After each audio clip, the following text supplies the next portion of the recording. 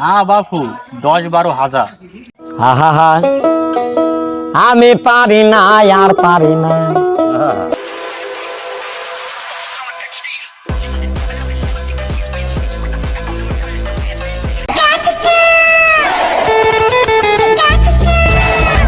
মোর এতে লোকে বললো যে জব বাগাকারীর বাড়ি এই স্কুলের কাছে, সেখানে কারো দেখছিনি তো। ওখানে একটা সওয়াল আছে, সওয়ালে দেখি জিজ্ঞাসা করে তুমি। আগো মনি, ওই সেই জব বাগাকারীর বাড়ি কোনটি গো? জব্বার ব্যাপারে হয় ওই যে আমার দাদার ছেলে আব্বা বেশি দেয়।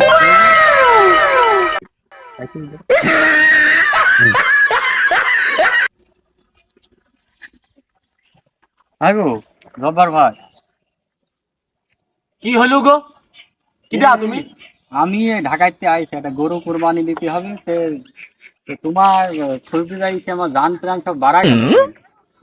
এই যে কুরবানি ঈদ আইছে, এত জান প্রাণ বেড়া যাচ্ছে মানুষজনের, তো কুরবানি ঈদ আসলি আমার এই ব্যাপারে গরিব ঘরের গরিব মানুষের কথা মনে পড়ে তোকে।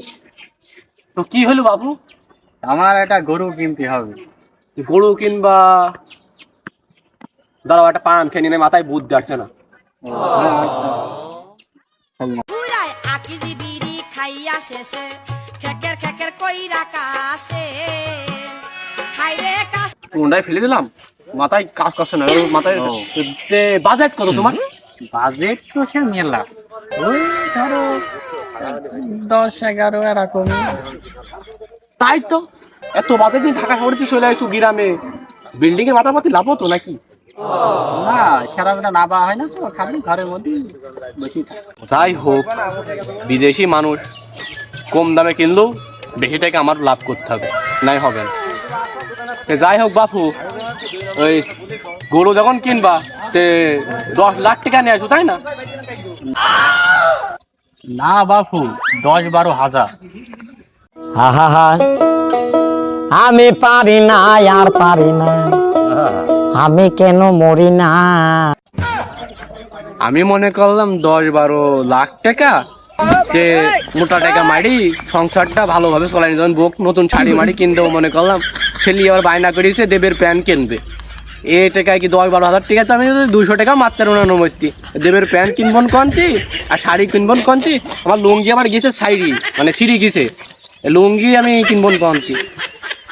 এই দালালি করতে গেলে কি আমার ব্যবসা হবে নাকি?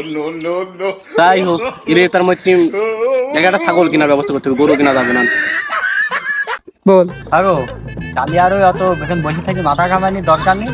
চলো বাপু, গরুর হাটে যায়, চলো। আমরা সেটাই বলছি, হয় চলো।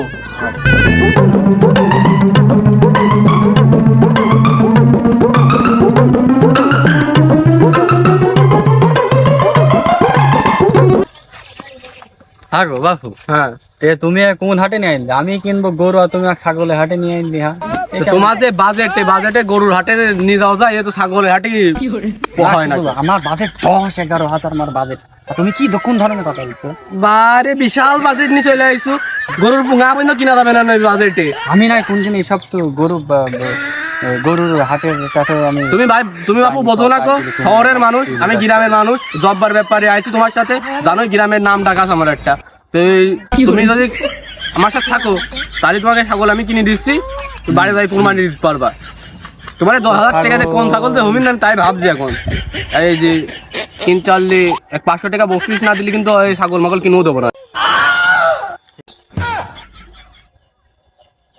এই যে গরু মারা ছাড়া ওখানে 1,000 টাকার কথা বললো, ভালো করে না শুনি উত্তেজনার ঠেলায় 500 টাকার কথা বলে ফেললাম। যেমন কায়দা করে 1,000 টাকা বাগাইতে হবে না। সংসারের তো আমার হলো ছেলে এবার কিনতেই দেবের প্যানের আবার বলে মেলার দাম নতুন উঠিয়েছে, কিনতেই হবে। আরে কি শখের ছাগলটা, নিজে কলা না খাই কলা চুষাটা ছাগলে খাওয়াতা। তোমাদের ছেলির জন্য আর কিছু থাকলো না আমার। ছেলি বায়না ধরি ঈদে মাকে পেতে দেবেন নাকি প্যান কেন, এত বায়না ধরলে কি হয়? কি শখের ছাগলটা আমার, নিজে না খাই কলা চুষাটা খাওয়াতাম ছাগলে।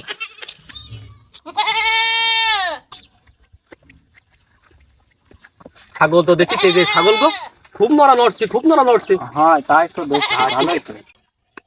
যাই হোক বাপু, ওই ছাগল মাগল দামদারি করে থাকলাম, ওই গরুর হাটে 2000 টাকা মারতে হবে, মানে ছাগলের যে মালিক ওই 2000 টাকা মারতে হবে, মানে ওই যে হাটে দেখাশোনা করে ওকে তো আলাদা খরচ আছে না, ওখানে 2000 টাকা মারতে হবে, আর একটা বিকাশে 8000 টাকা মারতে হবে। আমি তো তোমার কাছে শুনেই গেলাম যে তোমার অনলাইনে টাকা আছে। আচ্ছা তো এই নাম্বারটা শোনো, ফোন বের করো।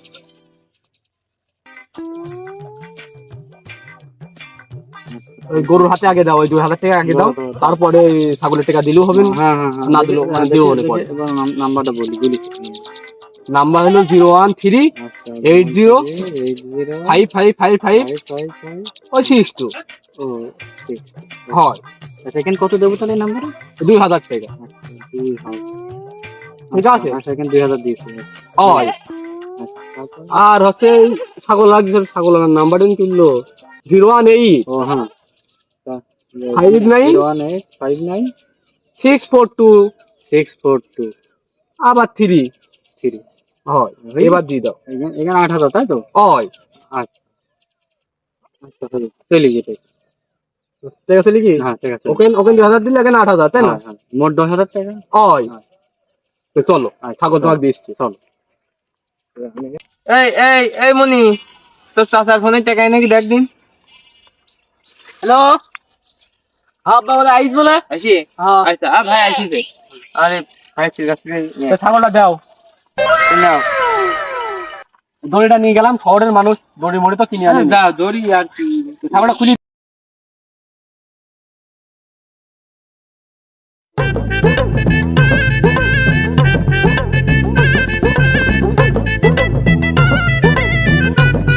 দেখো দেখো প্যাসেজটা দেখো, ছাগল একদম দৌড়নি চলে যাবে, বুঝলে? বললো খুব ভালো ছাগল, নাও নাও নাও দাও দাও, দড়িটা গুছা নাও, দড়িটা গুছা নাও, ওরা পড়ে যাবা। শহরের মানুষ তোমরা, গেলাম।